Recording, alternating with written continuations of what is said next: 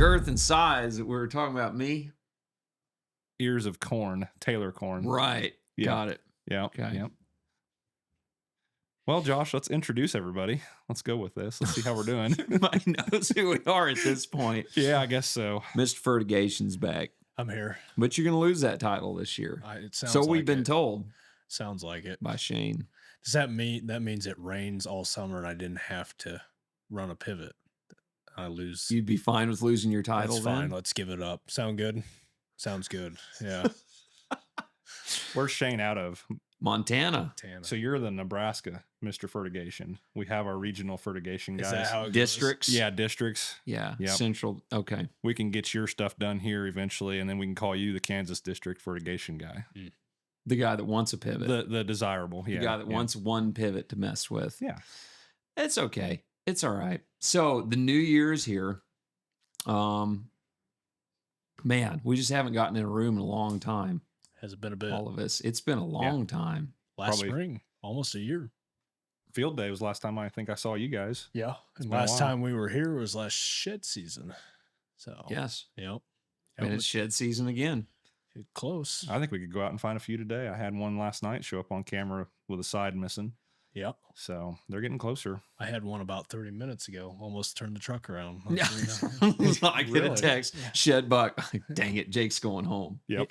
No, he was a little one. We'll let that one rest. There you Back go. there. His wasn't. His wasn't. No. No, Go for a drive this evening.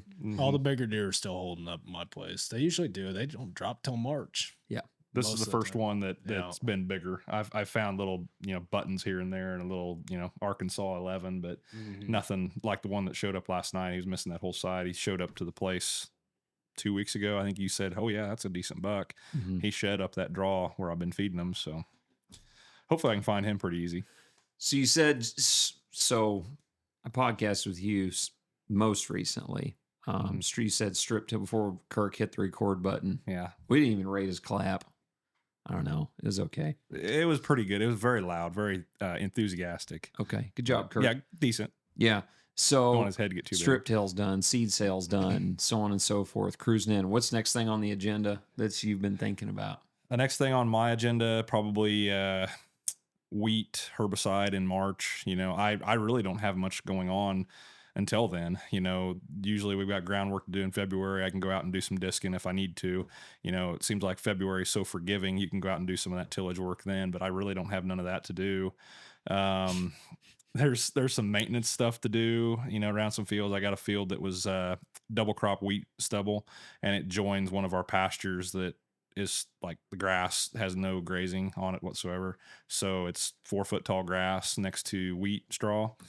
Probably ought to go do a little fire guard there so it doesn't burn up my whole field, because that field is, well, it's the crowfoot place. It's, top yield potential. And then the last thing I want to do is see all my residue burnt off because Sure. I didn't go maintain the edges. So other than that, no, I really don't have a whole lot going on right now. It's pretty nice. So Jake, what's Yes, the sir. report from Nebraska? We got a little bit of snow, not as much as you guys. Hauling a lot of corn right now. A lot of corn, a little bit of beans. Lines got long this week on that little rally after that report that came in. Okay. I think consensus, everybody was kind of leaning negative on that report, and it was more positive. Turns around to be different. Yeah. and Sure. then lines got long. And then, So it's interesting to listen to various guys talking about, you hear rewarding the market, rewarding the rally. And man, there was a lot of guys that it seems as though weren't super greedy, hoping for, okay, we're at I don't know what's corn right now, 470 something, obviously Yeah, depending on yeah. your basis, yeah, but something like that. closing in on not far from 5. We're getting closer. How many guys like, I think we're on to 5. Man, we hit a nice bump. Guys are moving grain. yep. Yep. I don't know. It's nice to see. I don't know cash positions and so on and so forth for guys going into the year. I don't know. You get to this point and you're usually trying to be pretty intentional with your your marketing and everything else. But You contracted it a little bit for what, March delivery? May delivery. I did May. Yeah. Yeah, they had a pretty nice, pretty friendly basis for May, which is, I don't know. Usually I don't have a lot to move. Not, not to the scale of you guys. But I don't know. usually that first 2 weeks of May isn't crazy insane Mhm. unless we're posting or pre ahead of beans, but get some beans moved out. Yeah. Should be fine. But What about you, Jake? Did you do any contracting, forward contract, anything like that? Yeah, quite a bit. I would say farm wide for us, not as much as usual, which I feel like we kind of maybe missed the boat a little bit there. I mean, most years we're pretty well contracted in the winter. We're usually empty by March. I Yeah. mean, we're usually pretty cleaned out by time. We'll maybe sometimes carry one of the smaller bins over into the summer and kind of play it there. But other than that, we usually try to move everything pretty early. We don't carry a whole lot of grain over past planting because you get into the busy season in spring and stuff. Last thing you want to do is, oh, well, no offense, Josh, but it's May and I'm Right. and I'm planting and oh, I forgot about that 10 semi loads. I got to get to the feed lot now. Like, Yeah. and it's all not a good time to truck for us anyways on that. So we try to be empty going into March, April. Would you that say way. you're equal amounts of corn and beans at this point, or do you No, lean we heavy? don't store a lot of beans. Okay. Just kind of with the bin shrink and stuff like that. It Yeah. just never say it just for us. And we have a lot of feedlots around us, ethanol plants. We have options, a lot more options to haul corn than we do beans. So it just really makes a lot more That's sense. crazy. Yeah, like I said, we're We're the flip-flop. opposite. Yeah, we Flip-flop. don't hardly ever store corn. Really? We Yeah. do. We have here lately just because it's worked out that way. Yeah. We're or in some- logistics. yeah, It's just a matter of trying to get it dumped at harvest because Yeah. everyone's getting full. yeah. Yeah. You just can't get rid of your beans at harvest time. It That's just the seems only like. reason I have beans in a bin right now is because elevators were full. Yep. They couldn't even dump. And I mean that definitely helps in the speediness of harvest. I mean we store we'll fill a couple bins with beans, but it's nice, yeah, because if you'll haul to the elevator all week long, and then Saturday afternoon when they shut down, then it's like, all right, time to fill the bins. We got a few bins to fill. Let's get them full throughout the weekend. Pick back up next weekend when the elevator opens back up, or next week, and that seems to work out. But no, it just pretty much the only market for us is Lincoln, Nebraska, hauling up to ADM. So there's one place to go with it, and it just doesn't make a ton of sense. Which usually their basis bid's a heck of a lot better than you can take it anywhere else. So I mean, but you can also, I mean, if you time it up right, you can haul there during harvest. What is the basis there right now? Do you know?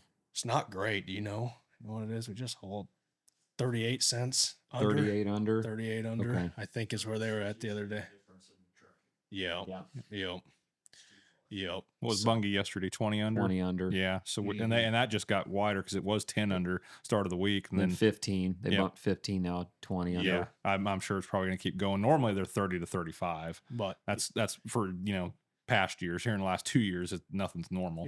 logistically on that end though, you're thinking, if you're running two trucks, if you get left the farm at a good time in the morning, 7 o'clock, you're going to get 2 loads a truck a day. So you're talking 4 loads for the whole day. Whereas if you're hauling to the feed lot down the road, hauling corn, you're running 2 trucks, you can get 20 loads hauled a day, or 15, 16. I mean, you can move some grain hauling 5 miles down the road that way with the corn versus Absolutely. the I'm beans. sure on that. you can make more on your basis doing that run than trying to capture it on beans because it's Yeah. lower volume. Yep. Yeah. Well, Ethan's over here. Yeah. Y'all wait. Ethan's going to be on the next podcast. We have so Joe Rogan has on his podcast Protect Our Parks? Protect our parks. Protect Our Parks. And it is we're not going to have mushrooms and, vape weed machine going off in the room. But I don't know. I've always liked that vibe, that feel and everything. And I was like, man, I'm going to get 4 buddies. And I was like, I want to recreate that. And so the podcast guys were like, we hate you. We never want to set this conglomeration up again unless it's in a totally different setting, that's fine. That's okay. Did you come up with a name for that yet? Protect our farms. Protect our There you go. farms. Protect our farms. Protect our farms. Yeah. And anyway, I just wanted to recreate that. I love the vibe. I love the feel. I love all of that. And anyway, and I was like, hey guys, you guys were coming down this weekend anyway. And I was like, I think we could recreate this. And anyway, so this next one will be our attempt. Part 1 and 2 of Protect Our Farms. And I don't know, because I wanted to get to we're all in our 30s. Are you over 30? Okay. I didn't. Yeah. 31. I'm 31, 32. Okay, so Well, old hat in the room here. yeah, All right. that's right. We feel good. And anyway, I'm like, okay, we're all in 30s. Yeah. We're all got families, all got kids. We're kind of we're all to different operations, different things going on. But I wanted to, without getting into that now, I wanted to recreate that and talk about that because I think it's not the young whippersnapper that's shoot for the moon and Yeah. not sleep, but not not an older guy coming up on retirement. We're the in-between group right now. Yeah, yeah. So that's Anyway. yeah, foreshadowing for the Yeah, next yeah. one. That's Yes. so. If you want to Yep. hear about Protect Our Farms, Yep. that's in the next podcast. But this podcast, I want to hear a little bit about in 2020. You and I have talked a little Yep. on the podcast what we learned from 24. Mm-hmm. Jake, I'd like to hear some of your observations. You farm different stuff than we do, different ground, irrigation, things that we've learned from 2024 that we're going to implement in 2025. One, how do we, markets are lower. They look a little nicer right now. Mm-hmm. But at least we don't have $3 corn. Yep. Or $2. Yeah. Can always be worse. Yeah. And so with that in mind, what are we changing for 25 that we did in 24 that we want that, this is something I learned. This is something I observed. This is how I'm going to save money. This is how I'm going to make more money based off an ROI I saw from 24. Yeah. Anyway, I'm switching to more fulvic in my in furrow. I'm making the exact same change. We've talked about that on the side. Just trying to, well, Johnny's been on here. He's been a big help in that, just understanding what we're trying to achieve with said starter in furrow and where it's moving. Sure. For that and which product's probably the better fit in that situation. It seems fulvic is the answer more times than not with today's low salt fertilizers that we're running in furrow anyways on that side. But yeah. Sure. I'm in the same boat too. I'm going to run fulvic with all my, pre and post application spraying. It was one of those deals you lay in bed thinking this is a complete, culture shift for something that we've done for years. We've had, adjuvants, AMS, oils. We're just going to close the book on that. And we're just going to go the opposite direction. And that wasn't just I'm going to do it willy nilly. That was a lot of. You and I talked a lot about that. Yeah, there's been a lot of experiences from both you and I think you actually did some of that last year, Jake. So, that was a decision that I weighed. I'm not going to blame you guys if it goes wrong for me, but it was a decision that I weighed heavily on for quite a while. I laid awake a lot of nights just thinking, am I really ready to do this culture shift? So, that's where I'm leaning to. Them culture shifts can be dicey too, especially farming with family and an operation where you're doing that, because for me, when it's like you're trying to make them decisions, stuff like that, it's a lot of walking on eggshells because you're like, if this fails, it's on me. It's on me. And then I hurt everybody here in that sense. And if it goes well, then great, it goes well. But it's also, it's one of them things is if you're not trying, you can't keep doing the same thing and expect the same result or same results. Can't keep doing the same thing, expect different results is what I'm trying to say, I guess. There are a lot of practices out there. It's not necessarily doing the same thing over and over again, but we're trying to be more innovative and more precise with what we're doing. Yeah, that, and back to what the guy learned in 2024 that he can move to 2025. That's the big one, is being more intentional with almost, everything not everything you're doing, but really smaller margins. Well, yeah, trying to do more with less. I mean, that's pretty, I don't know, that's pretty of a, popular term right now. Everybody's saying it, get more with less. That's every product that comes onto the market is that's what they're preaching. And I guess I get a little bit worn out, like listening to media podcasts, stuff like that on the farming side of things, just because everybody wants to tell you, oh, do this, or do more with less, do this, really but no one really wants to show you how to get there. Mm-hmm. It's real vague. There's a couple of podcasts I listen to, and it's like, okay, great. Now what's the alternative? Give it to then there's a paywall or, consulting side of that thing that always a little peeve of mine. I wanted to get off my chest, but yeah, no. If you want to learn more, Well, the thing is I understand, I think, why a lot of companies don't talk about the other half. is because that's the unpleasant side. The what if it doesn't work? What if it doesn't, have the ROI? Um, no one wants to talk about that because then you go, oh, you're saying it might not work. Well, I'd rather talk about how great it can work. And if we just kind of slide this under the table. And if it doesn't work, well, I mean, dude, if something doesn't work, what's the first thing out of our mouth? It's the year we had. It didn't rain. Yeah. It rained too much. We can always find something to blame. We blame factors out of our control. Factors that are totally different. Where, I mean, it didn't matter in 2018 for us. It didn't matter anything you did. No. It all died. 18 was the worst year of farming I've ever experienced. Yeah. 23, same thing. Everything 23 just died. 23 sucked. I've never seen so many fields of beans just standing in this country. Drilling wheat straight into standing beans. But Hey guys, Ben and Josh here. We've been doing a blog once a month, kind of help us express out exactly how we work through problems on a monthly basis. And it's pretty real life. It's dealing with real life problems on the farm. Typically, it's a vent session in short form. So, you want to check it out? Links in the description. that's another thing, with Singular even too, there's a lot of things we've learned and educating ourselves. We've been at this for however long now, and every year we learn more about it, and we feel more and more comfortable with how we promote things or how we push certain things. And, that's the main thing I hope that guys can take is try to educate yourself and learn a little bit. Well, you and I were having a conversation the other night. We were talking about, I'm not going to talk the exact thing that we talked about. I'll talk to you guys about it maybe after, but it's thinking, it's like, okay, so oftentimes we overcomplicate things. We think, oh man, if this, if that, if I did, ... When, okay, just think of natural function of soil and plants. Pull take us out of it. How do they interact? You have, plants sequester carbon dioxide from the atmosphere. They pull things in. They send things out through the roots. Soil microbial life takes those things and says, hey, we're going to do X, Y, Z with it because the plant needs us to, and bring it back to plant. Plant grows better. It's just a cycle. And what does it need? It needs carbon, it needs sugar. And so it's producing these things naturally. These things are there. And so it's like, hey, I know in the deer hunting world,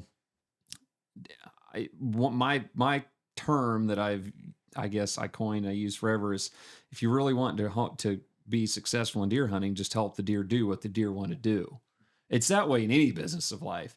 If you're in the seed business, how do you help your customers do a better job on the seed side of things? Does it, delivery side, treatment side, things like that. You just pull it out. Building a house. How do you build a house better than anyone else? You make it, one, more convenient, and two, not necessarily cheaper. If you can, if you're not cheaper, help your customer base realize the value that you add, that you bring in, that makes you worth paying more than the other guy.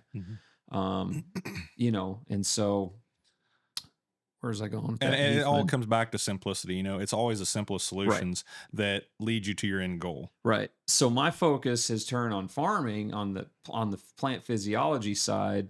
How can I take what a plant already wants to do and make it a little better? Enhance it. Yeah. Never let corn have a bad day type thing. Beans, make them have a really bad day at a certain time. Can be a benefit. That's right. Yeah. That's right. And so it's like, on the corn side of things, wheat, we don't talk about wheat. Yeah. I hate wheat. I want to talk about wheat. You want to talk about wheat? 2024 was the first year I ever raised wheat. And it was a heck of a year to start. It was the best year of wheat farming ever. You should have never raised wheat again. I got more wheat in, so we'll okay. See. But lesson learned from that is you can't out-agronomy the weather on the wheat, because that's what. Notate that in the minutes. That needs to go on a shirt. This is what taught me, because it was a great year, right? And so I was planning for an okay year, right? So you're 50 bushel wheat. And all inputs were based off of 50 bushel wheat.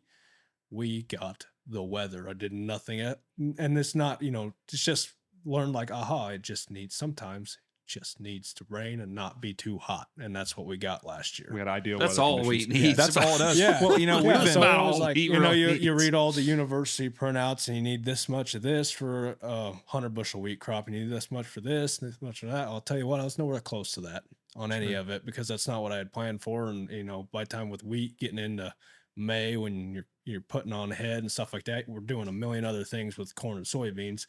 Just let it go, let it ride. And then I'm Snapchatting you guys in July, just like, what's going on? this? Yeah. Yeah. Well, And you guys are like, wow, look at that. yeah. First Jake's year, 50 bushel wheat and he's cutting Yeah. 100 bushel wheat. And it was just cool. It was cool to see, because it was like, well, it was just the right year. And like you guys said, just Yeah. weather matters. Well, it's amazing. And that's kind of a general statement. I But think we it learn does. more on those years where we're not planning for high and we hit high, and it makes us realize how obviously a lot of that wasn't me, because I did not plan for this, Yep. you know.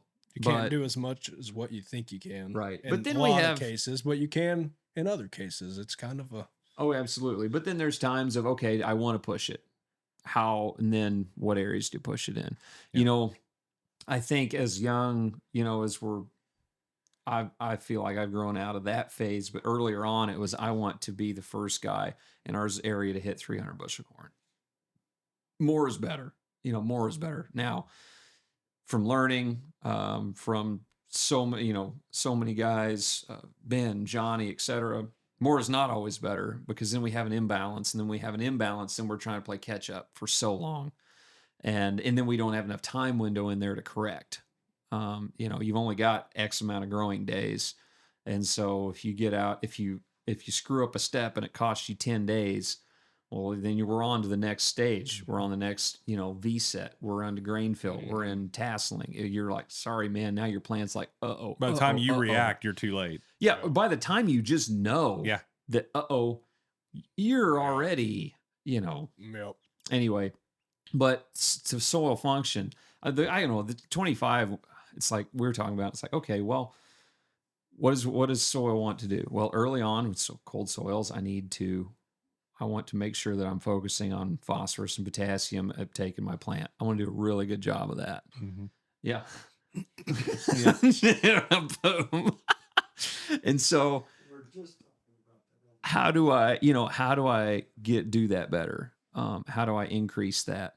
All right. Well, I'm going to make sure this is just no product. This is just in the tank plant. I'm going to make sure I'm running a really good, a clean, low salt, Seed safe starter. Seed safe starter, as safe as possible. Mm-hmm. I'm not going to run a ton. I'm going to run some, and because my goal is to feed that plant, everything it needs until the soil gets to cranking and functioning, and the system gets rolling. Because if we can plant corn in early to mid-April here, we generally have better yield. Yeah, where we're at. You guys are a little later than that, right?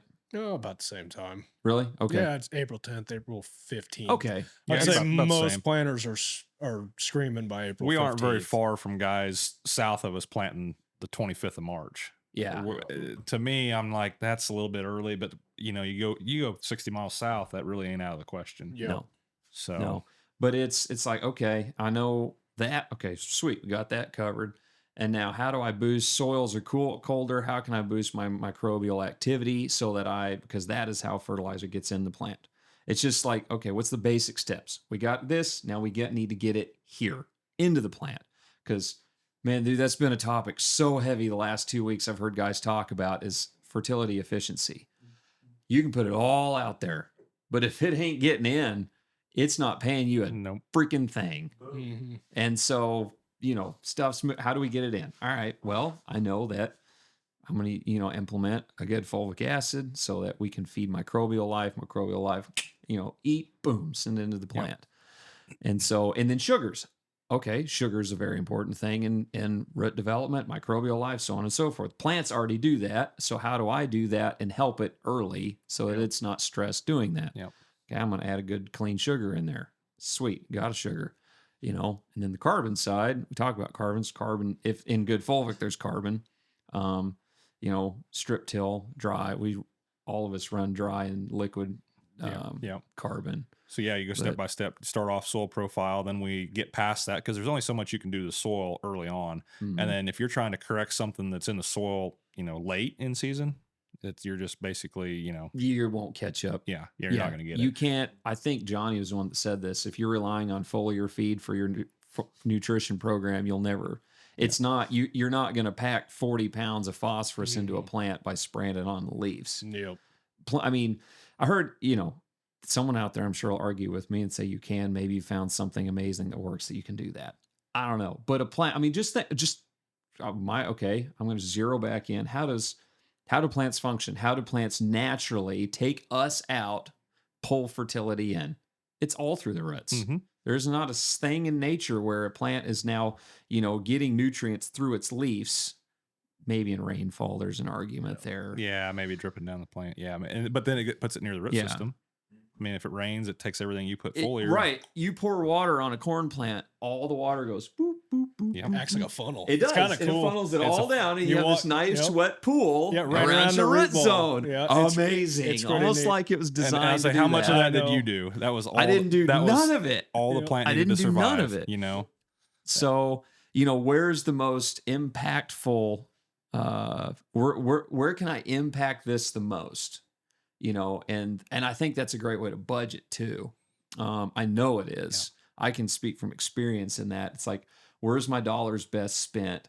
Okay, we're going to start here and then here and then here. And if this is your budget right here, and this is my cap, this is my bottom, I can't go past here.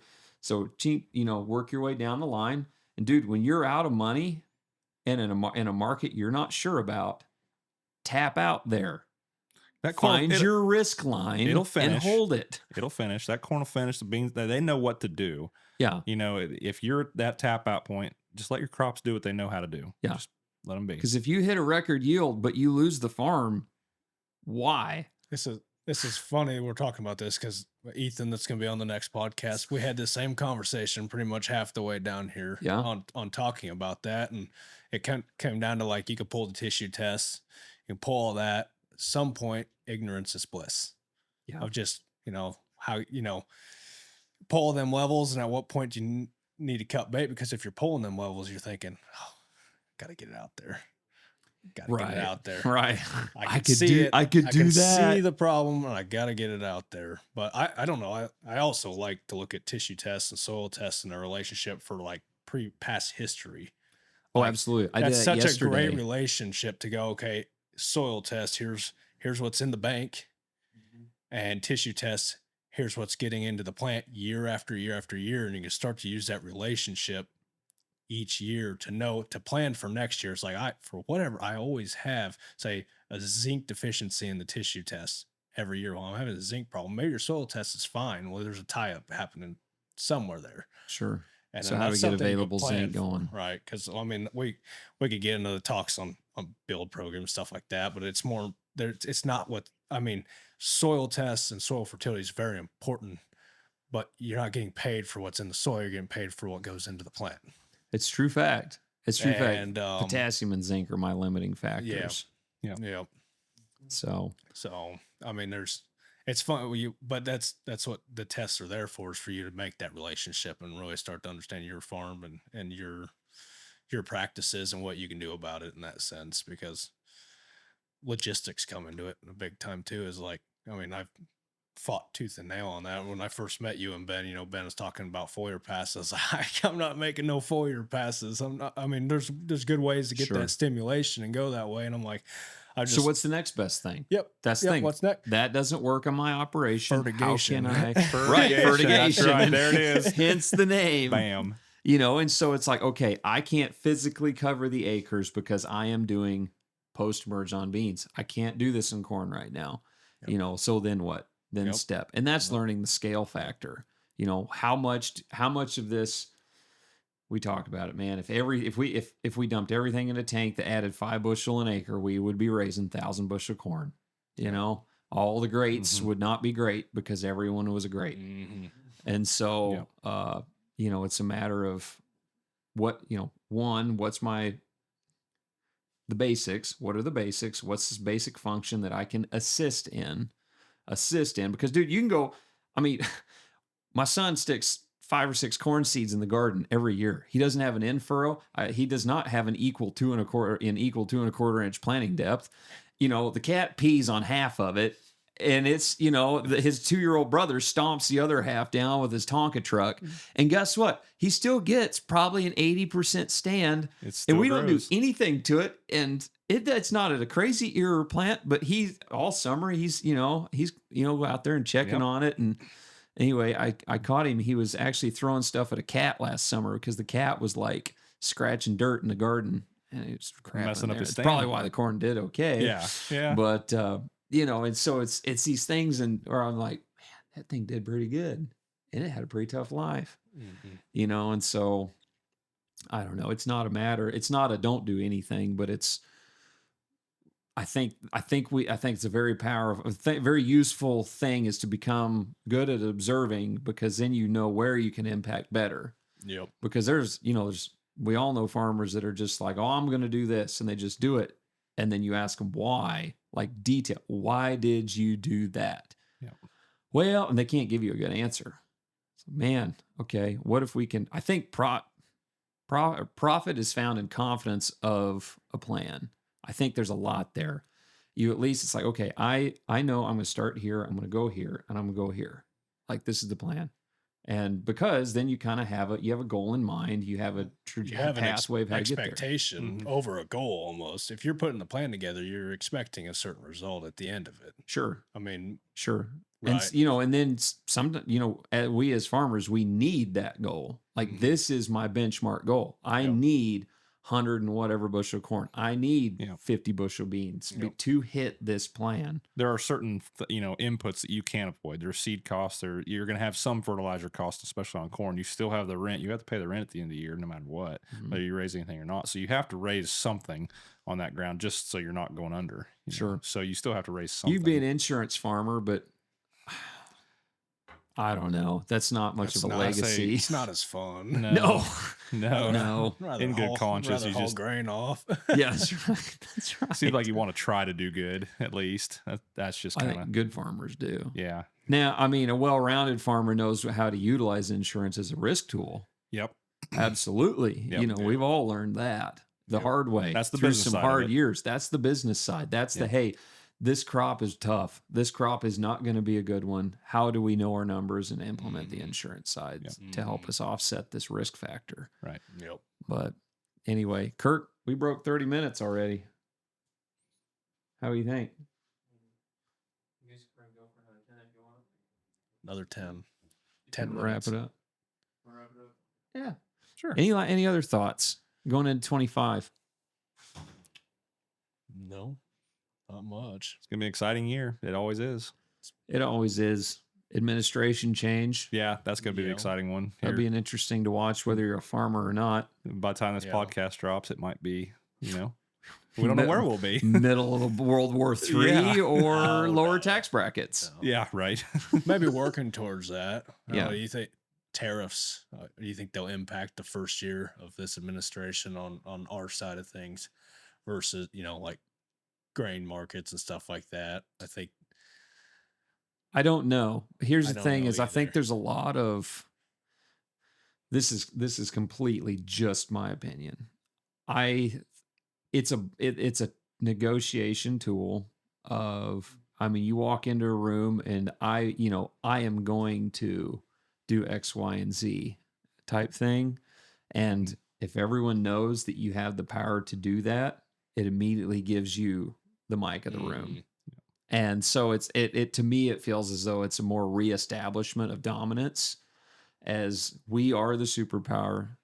I am going to do this. We are going to switch this around. And if you do not want to play ball, then this is what's going to happen. I think there's a lot of, you might get people, countries, whatever, that are going to buck that. Yeah, well, try. How long will they buck with you that? You just try. And you get down to like, now, who's going to fold? Right. Yep. And do you feel like the tariffs have been priced into the markets? I mean, they were announced after the election was already there. So everybody kind of knew what was coming. Sure. So the price is probably already reflecting that. Yeah. So where are we going to go up? We're going to go down? Where are we headed? I don't know. Sure. Yep. So it'll be interesting. We're we're going to be here no matter what. Yeah. Yeah. I mean, we go through how many different administrations, different, blue, red, Sure. back and forth. But It's all doom and gloom before it happens. And Yeah. then you look back Yeah, on it, you're like, it's, well, it wasn't as bad as we were worried about. Mhm. Most times. There are a few most cases. outliers. Sometimes you're really scratching your head. Yeah. Wow. But Yep. But no, outside of that. okay. Well, appreciate it. Thanks, guys. You bet. And we're going to slide Ethan in, and we're going to do the first protect your farms, protect our farms, protect our farms, protect our farms series on the Way to Farm podcast. So I appreciate you guys. Yep. Anything I need to plug, Kirk? Oh, Kirk always does. Heads, shoulders, knees, and toes, meaning the merch. Yep. We got merch available on the website. Oh. They're doing a ton of work on the website right now. So singularagronomics.com. That's a good hoodie right That there. is a nice hoodie. You can see it in the next podcast. Yep. And anyway, appreciate you guys. Thank you guys. And Absolutely. we'll catch you on the next one. See ya. Catch ya. Over and out. Guys, thanks for watching the content so far. If you would like to see more, be sure to subscribe to our YouTube channel. We've got all the full-length podcasts, other video information, tutorials on there.